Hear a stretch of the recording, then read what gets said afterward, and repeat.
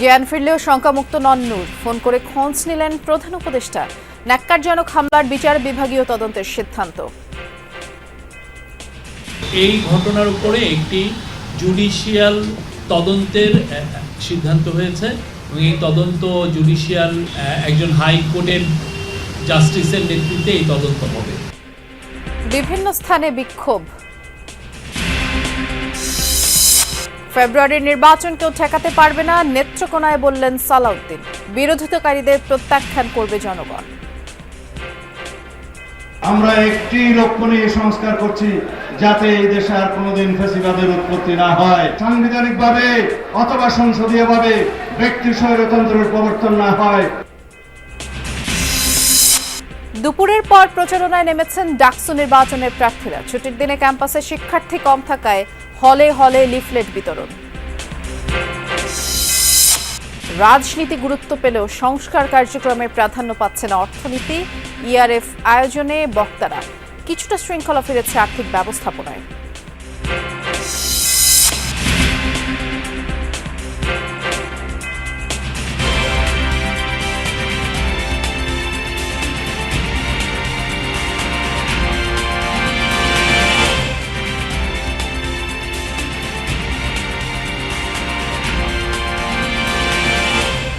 শুভেচ্ছা, আমন্ত্রণ যমুনা নিউজে। নুসরাত বৃষ্টির সাথে আছি। শিরোনামগুলো শুনছিলেন। নুরুল হক নূরের মাথায় প্রচণ্ড আঘাত করা হয়েছে। তার অবস্থা এখনও শঙ্কামুক্ত নয় বলে জানিয়েছেন চিকিৎসক। আর তার দল গণ অধিকার পরিষদের দাবি, পুরো হামলাই পরিকল্পিত। দায়িত্বশীলরা এর দায় এড়াতে পারে না। যারা এই ঘটনা ঘটিয়েছে তাদের শাস্তির দাবি জানিয়েছে বিএনপিও। নুরুল হক নূরের চিকিৎসায় গঠন করা হয়েছে 6 সদস্যের মেডিকেল বোর্ড।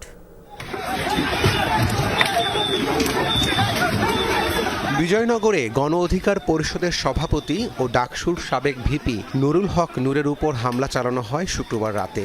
এ সময় নূরের মাথা ও নাক মারাত্মকভাবে ক্ষতিগ্রস্ত হয়।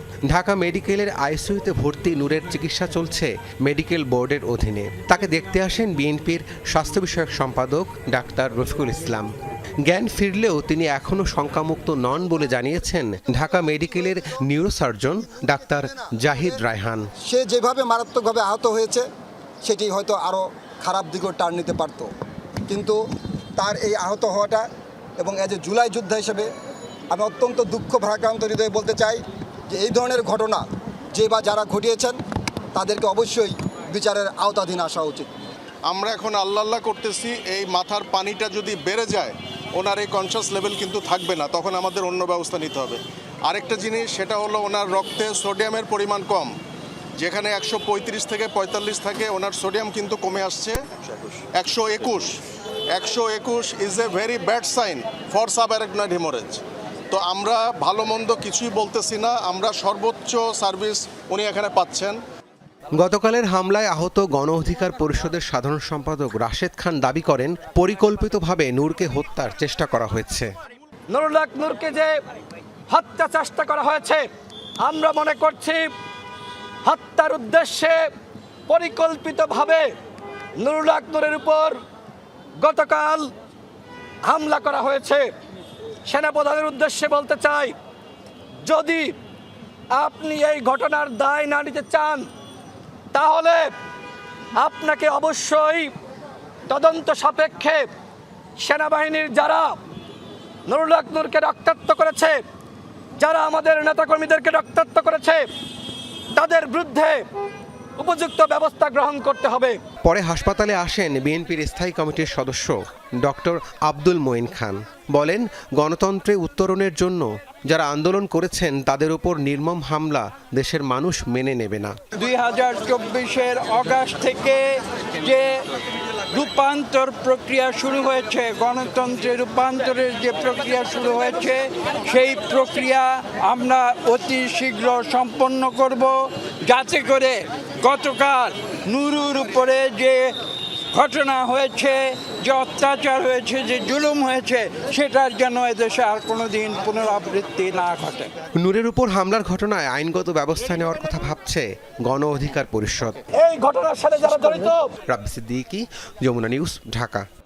নুরুল হক নূরের উপরে ন্যাক্কারজনক হামলায় বিচার বিভাগীয় তদন্তের সিদ্ধান্ত হয়েছে। হাইকোর্টের বিচারপতির নেতৃত্বে কমিটি গঠন করা হবে বলে জানিয়েছেন প্রধান উপদেষ্টা প্রেস সচিব শফিকুল আলম। সমসাময়িক বিষয় নিয়ে সংবাদ সম্মেলনে তিনি জানিয়েছেন, প্রধান উপদেষ্টা আজ উপদেষ্টা পরিষদের বেশ কজন সদস্য এবং আইন শৃঙ্খলা বাহিনীর সাথে বৈঠক করেছেন।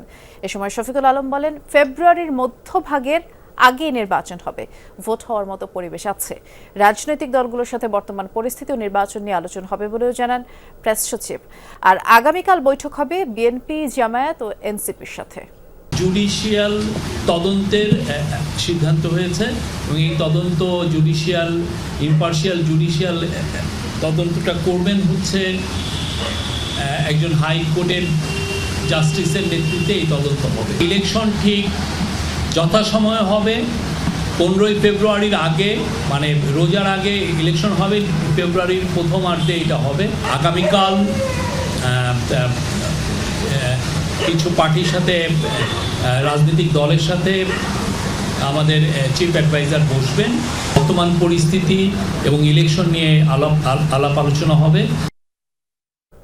নুরুল হক নূরের উপরে হামলা বিচ্ছিন্ন কোনো ঘটনা নয়, গভীর চক্রান্ত এবং ষড়যন্ত্রের একটি অংশ, এমন মন্তব্য করেছেন অ্যাটর্নি জেনারেল আসাদুজ্জামান। সকালে জাতীয় বিশ্ববিদ্যালয়ের ঝিনাইদহ আঞ্চলিক কেন্দ্রের উদ্বোধনী অনুষ্ঠানে যান তিনি। এ সময় বলেন, নূরের উপর হামলা ন্যাক্কারজনক, নিন্দনীয়, অপরাধমূলক। জাতীয় পার্টি তার শাসনামলে দেশের মানুষের সাথে বেইমানি করেছে। জুলাই বিপ্লবেও আওয়ামী লীগের সহযোগিতার মাধ্যমে তারা পুরনো ইতিহাস উন্মোচন করেছে। আর তাই আওয়ামী লীগের মতো জাতীয় পার্টিও কেন নিষিদ্ধ হতে পারবে না, সেই প্রশ্ন তোলেন অ্যাটর্নি জেনারেল। জাতীয় পার্টি ৮২ সাল থেকে ৯০ সাল পর্যন্ত বাংলাদেশের মানুষের রক্তের সাথে বেইমানি করেছেন। জাতীয় পার্টি জুলাই বিপ্লবে আওয়ামী লীগের সহযোগিতা করে তাদের পুরনো সেই ইতিহাস উন্মোচন করেছেন। সুতরাং নূরের উপর হামলা বিচ্ছিন্ন কোনো ঘটনা নয়, এটা সুগভীর চক্রান্ত এবং ষড়যন্ত্রের একটি অংশ। গণ অধিকার পরিষদের সভাপতি নুরুল হক নূরের উপরে হামলার প্রতিবাদে দেশের বিভিন্ন স্থানে বিক্ষোভ করছে শিক্ষার্থী সহ বিভিন্ন সংগঠনের নেতাকর্মীরা। সকালে চট্টগ্রাম নগরীর ২ নম্বর গেট এলাকায় সড়ক অবরোধ করে জামায়াত ইসলামী, এনসিপি, গণ অধিকার পরিষদ সহ বিভিন্ন রাজনৈতিক দলের নেতাকর্মীরা। এ সময় সড়কে টায়ার জ্বালিয়ে এবং ব্যারিকেড দিয়ে যান চলাচল বন্ধ করা হয়। এটি নগরীর বেশ কয়েকটি সড়কের সংযোগস্থল হওয়ায় চলাচলকারীরা পড়েন ভোগান্তিতে। আর বিক্ষোভকারীদের দাবি, আওয়ামী লীগকে ফিরিয়ে আনার চক্রান্তের অংশ হিসেবেই নূরের উপরে হামলা চালানো হয়েছে। অবিলম্বে জড়িতদের আইনের আওতায় না আনলে কঠোর আন্দোলনের হুঁশিয়ারিও দেন তারা।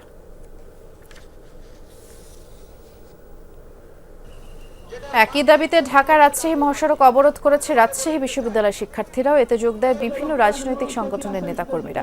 সকালে প্রধান ফটকের সামনে অবস্থান নিয়ে নূরের উপরে হামলার প্রতিবাদ জানায় তারা। আর দ্রুত হামলাকারীদের গ্রেফতারের দাবি জানানো হয়। অভিযোগ, এখনও ফ্যাসিবাদীদের পুনর্বাসনের কাজ করছে একটি পক্ষ। আধ ঘন্টা পরে অবরোধ তুলে নিলে মহাসড়কে চলাচল স্বাভাবিক হয়। একই দাবিতে জাহাঙ্গীরনগর বিশ্ববিদ্যালয়ে বিক্ষোভ করে নেতাকর্মীরা। ফেব্রুয়ারির নির্বাচন কেউ ঠেকাতে পারবে না বলে মন্তব্য করেছেন বিএনপির স্থায়ী কমিটির সদস্য সালাউদ্দিন আহমদ। সকালে নেত্রকোনায় জেলা বিএনপির সম্মেলনে অংশ নেন তিনি। এ সময় সালাউদ্দিন বলেন, বাংলাদেশের মানুষ এখন নির্বাচনমুখী হয়েছে, দেশজুড়ে ভোটের আমেজ বইছে। এখন যদি কোনো দল নির্বাচনের বিরোধিতা করে তাহলে জনগণ তাদের প্রত্যাখ্যান করবে। আরও বলেন, বাংলাদেশের সংবিধানে পিআর নামক কোনো শব্দই নেই। দীর্ঘ ১১ বছর পরে জেলা বিএনপির সম্মেলন ঘিরে তৃণমূলের নেতাকর্মীদের মাঝে উৎসবের আমেজ বইছে। আমরা সাংবিধানিক সংস্কার করছি, রাষ্ট্র কাঠামোর গণতান্ত্রিক সংস্কার করছি। আমরা একটি লক্ষ্য নিয়ে সংস্কার করছি, যাতে এই দেশে আর কোনোদিন ফ্যাসিবাদের উৎপত্তি না হয়, জন্ম না হয়। সাংবিধানিকভাবে অথবা সংসদীয়ভাবে ব্যক্তি স্বৈরতন্ত্রের প্রবর্তন না হয়, ব্যক্তি স্বৈরতান্ত্রিকতার প্রবর্তন না হয়, দলীয় স্বেচ্ছাচারিতার প্রবর্তন না হয়।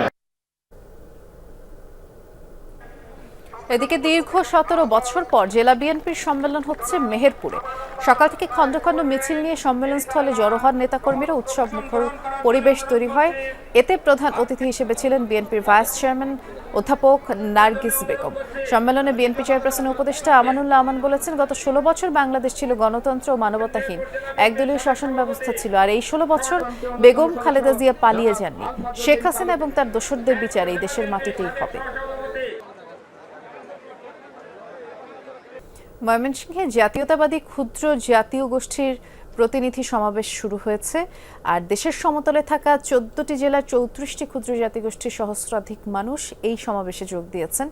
এছাড়াও ভার্চুয়ালি যোগ দেওয়ার কথা তারেক রহমানের। আমাদের সহকর্মী আরিফিন শাকিল এ বিষয়ে খোঁজ খবর রাখছেন, একটু জেনে আসতে চাই কোনো আপডেট আছে কিনা।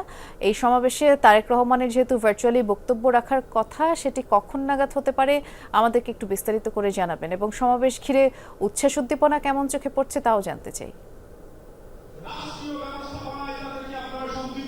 ধন্যবাদ। তারেক রহমান এরই মধ্যে অনুষ্ঠানে যোগ দিয়েছেন, তবে তিনি বক্তব্য দিতে আরও খানিকটা সময় বাকি, প্রায় 5টা সাড়ে 5টা নাগাদ তিনি বক্তব্য দেওয়ার কথা রয়েছে। খানিক আগেই মূলত আজকের এই সমাবেশ শুরু হয়েছে এবং অন্যান্য সমাবেশের তুলনায় এই সমাবেশের একেবারেই যদি বলে প্রেক্ষাপট খুব পুরোপুরি আলাদা। এখন বাংলাদেশের মোট জনসংখ্যা প্রায় 1%ই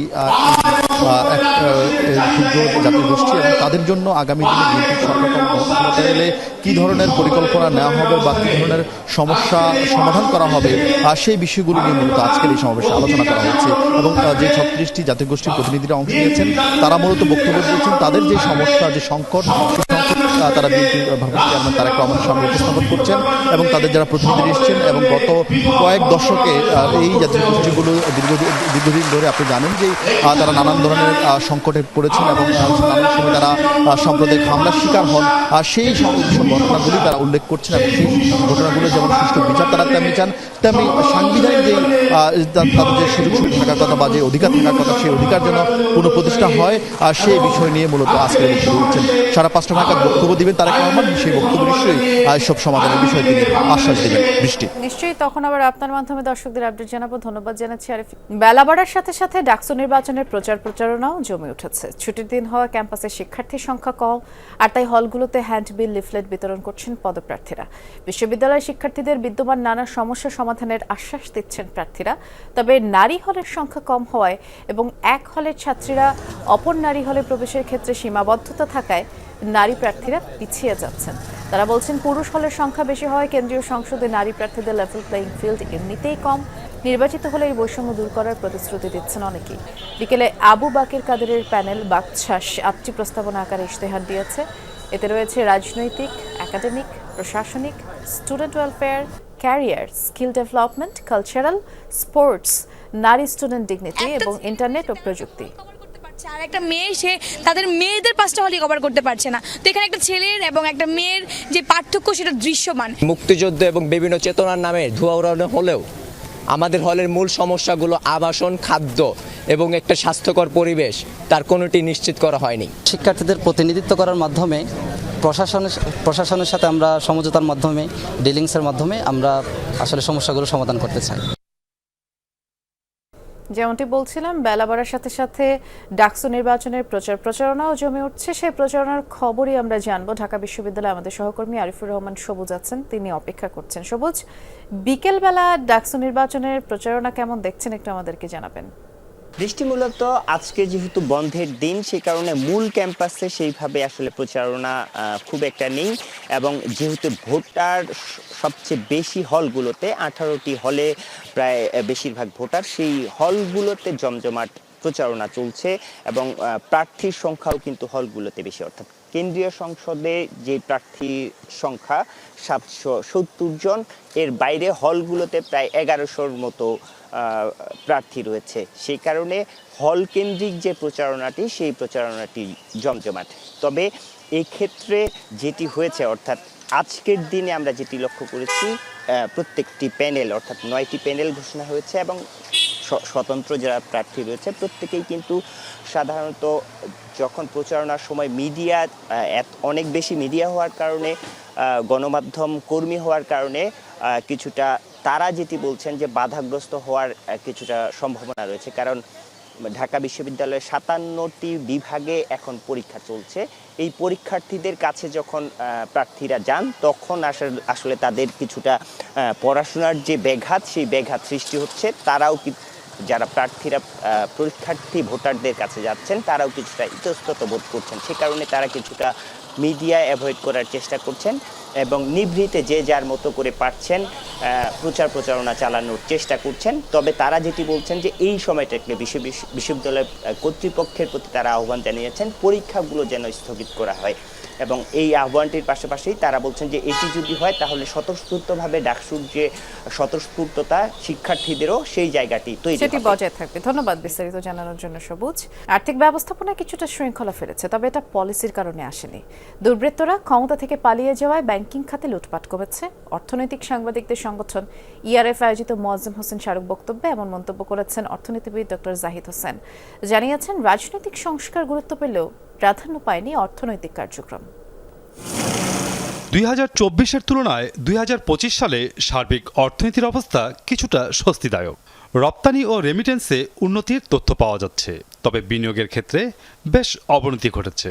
কর্মসংস্থানও তেমন হচ্ছে না, বেড়েছে হতদরিদ্র। পিপিআরসির জরিপের উদ্ধৃতি দিয়ে অর্থনীতিবিদ ডক্টর জাহিদ হোসেন বলেন, টাকা না দিলে কিছুই হয় না, এমন কথা বলেছেন 75% মানুষ।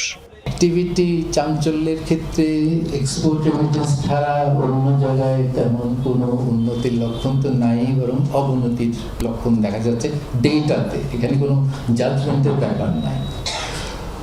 আর মাইক্রো লেভেলে বাড়ি পর্যায়ে অবস্থা খুব একটা ভাবনা। শ্বেতপত্র প্রণয়ন কমিটির সদস্য ডক্টর জাহিদ হোসেন বলেন, ট্রাম্প ট্যারিফকে প্রথমে মহাবিপদ মনে হলেও এখন এটা বড় সুযোগ বলে মনে হচ্ছে। যুক্তরাষ্ট্রের বাজারে বাংলাদেশের অংশীদারিত্ব বাড়বে। এই বছর অর্থ বছর 26-এ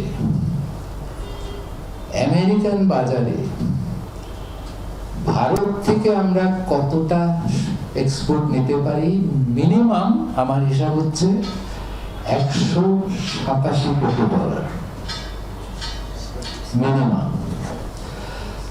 বেশি কত হতে পারে? ভারত আর চায়না মিলে। চলমান সংস্কার কার্যক্রমের বাস্তবায়ন নিয়েও সংশয়ের কথা জানান ডক্টর জাহিদ। বলেন, ক্যাবিনেট, প্রশাসন, ব্যবসায়ী ও নাগরিক সমাজের ঐক্যবদ্ধ অংশগ্রহণ ছাড়া গেম চেঞ্জিং করার মতো সংস্কার সম্ভব নয়।